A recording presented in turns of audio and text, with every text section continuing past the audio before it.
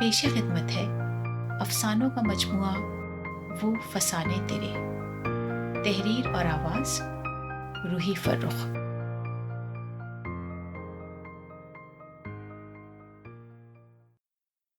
پچھل پیری۔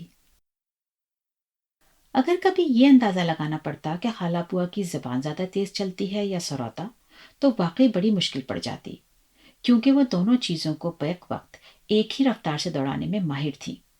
جس تیزی سے وہ چھالیاں کترتی جاتی، اسی رفتار سے دنیا زمانے کی باتیں کیے جاتی۔ ان کا آنا یوں تو روز کے معمولات میں شامل تھا، لیکن آج ان کو دیکھ کر نہ جانے کیوں حمیرہ کا بگڑا موڈ مزید بگڑ گیا۔ ہلکی سی لنگڑاہٹ کے ساتھ جب وہ گیٹ کھول کر صحن میں داخل ہوئی تو خالہ نے اس کو سلام دعا کا موقع دیے بغیر اپنے لہجے میں جہاں بھر کی پریشانی سموتے ہوئے پوچھا، اے ہے لڑکی، میں کہوں کیا ہو گیا پیر میں؟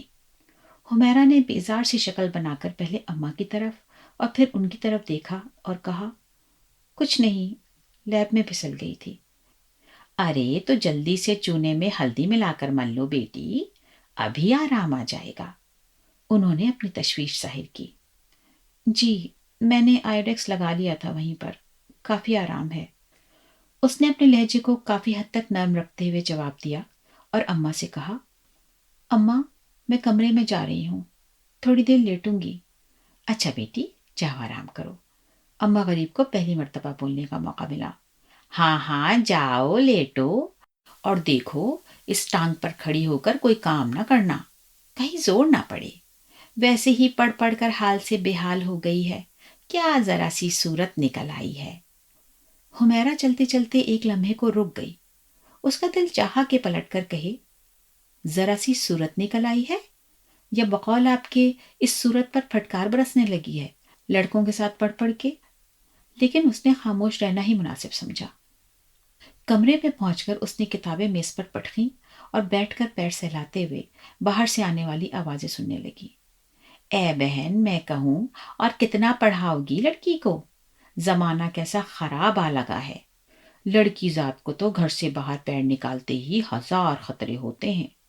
ماشاء اللہ کتنا سارا تو پڑھ لی، اب اس کی شادی بیاہ کی فکر کرو۔ ویسے بھی زیادہ پڑھی لکھی لڑکیوں کے منہ سے نور جاتا رہتا ہے۔ ارے اسی لیے تو میں نے اپنی آبدہ کو 8ویں سے آگے پڑھنے نہیں دیا۔ میں کہتی ہوں کوئی ان کی کمائی کھانی ہے، کتنا پڑھائیں، گھر میں رہیں، گھر گرہستی سیکھیں، آگے کو یہی کام آتی ہے۔ جیسے میری آبدہ ہر کام میں ماہر ہے، سینا پرونا، کھانا پکانا، صفائی ستھرائی، کڑھائی تو ایسی کرتی ہے کہ یقین نہیں آتا، اے ماشاء اللہ۔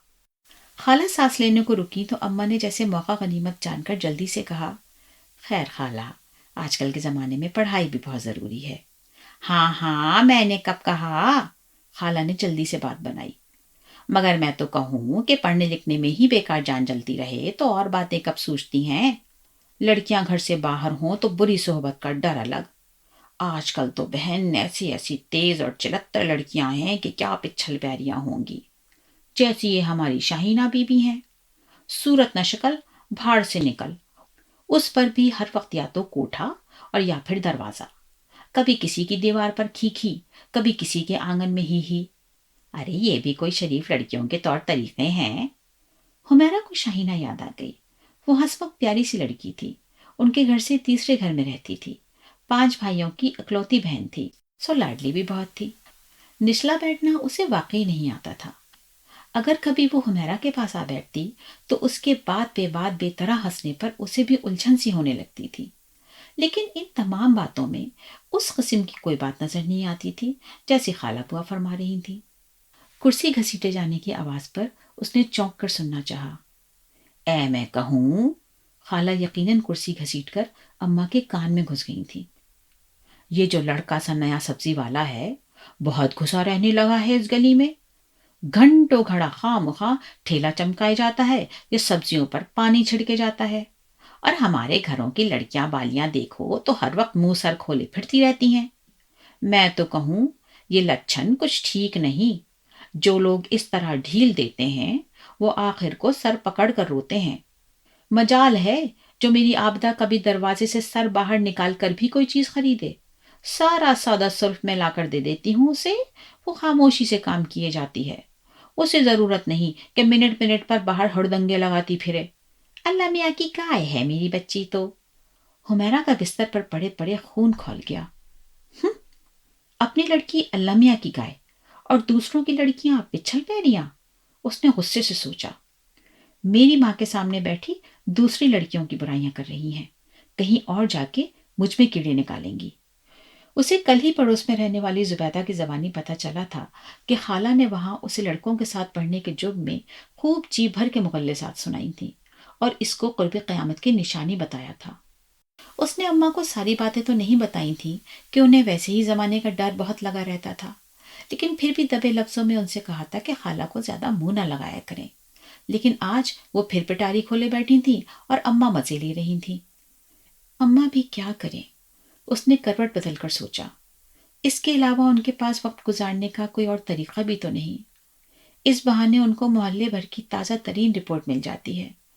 मोहल्ले में किसके घर क्या आया क्या गया, फारूक साहब के बेटे ने अब की मर्तबा क्या गुल खिलाया, जफर साहब की तरक्की क्यों कर हुई, तुफैल के घर रिश्वत किस भाव और मोल आ रही है, जैनब के रिश्ते का क्या बना, खालदा की लड़की 6 महीने से मैके आई क्यों बैठी है, वगैरह वगैरह। एक प्याली चाय या एक पान के टुकड़े की इवज घंटा डेढ़ घंटा इसी तरह की चटखारेदार बातों में गुजर जाता और महल्ले की खवातीन के नजदीक ये कुछ इतना बुरा भी नहीं था। इसीलिए उनके लगाई बुझाई वाली फितरत जानते हुए भी सब आंखें बंद किए रहती।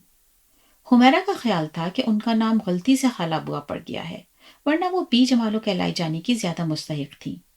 बेवा थी और काफी अरसे से इसी मोहल्ले में रहती थी। मोहल्ले के हर किस्म के काम में उनका हाथ जरूर होता। बल्कि अब तो जैसे लोगों की नजरों को उनको देखते रहने की इस कदर आदत हो गई थी कि अगर किसी शादी या गमी में इत्तेफाकन नजर न आती तो सगे रिश्तेदारों के मुकाबले में उनकी ज्यादा ढूंढ मचती। वो हरफन मौला थी और हर हर मौके पर ये साबित करने के लिए पेश पेश रहती थी। अपने घर को 2 हिस्सों में तकसीम करके एक हिस्सा किराए पर चढ़ा रखा था और शौहर की पेंशन थी, सो गुजर बसर ठीक ठाक हो रही थी। औलाद में ले दे के एक ही लड़की थी जो घर में रहकर तमाम काम धंधे निपटाती रहती थी। यूं हर तरह की फिक्रों से आजाद होकर बुर्का सर पर डाले वो तेरे मेरे घर झांकती फिरती। कभी कभी किसी के यूं कहने पर कि बेचारी आपदा को सारा सारा दिन अकेले घर में छोड़ आती हो, उसका दिल घबराता होगा, उसे भी साथ ले आया करो, तो तनतना कर बोलती, हुई और सुनो, अब जवान लड़की घर में ना रहे तो क्या वाही तबाही बाहर फिरती रहे। वो मेरी बेटी है, दिल विल घबराना वो क्या जाने। घर में करने को इतने काम होते हैं कि वही करते करते शाम पड़ जाती है। जब देखो नए नए खाने पका रही है, चादरें काढ़ रही है, कपड़े सी रही है। वो भी आजकल की बच्ची है, लेकिन इस आजकल की तो उस पर परछाई भी नहीं पड़ी है। उसको टीवी फिल्मों जैसी खराफात से भी कोई वास्ता नहीं है। ना उसको हर वक्त रिसाले चाटने होते हैं, ना भागे भागे बाजार जाना होता है। वो इन सब के बगैर भी बहुत खुश है। और आखिरकार तान वही अल्लाह मियाँ की गाय पर आकर टूटती।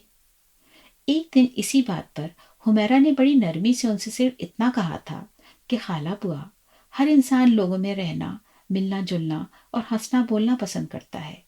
इतनी तन्हाई और घुटन किसी भी जी रूह के लिए अच्छी नहीं होती। तो उन्होंने बड़े तमस्खराना लहजे में जवाब दिया था, ए बीबी, तुम ये अपनी मोटी मोटी किताबी बातें अपने तक ही रखा करो।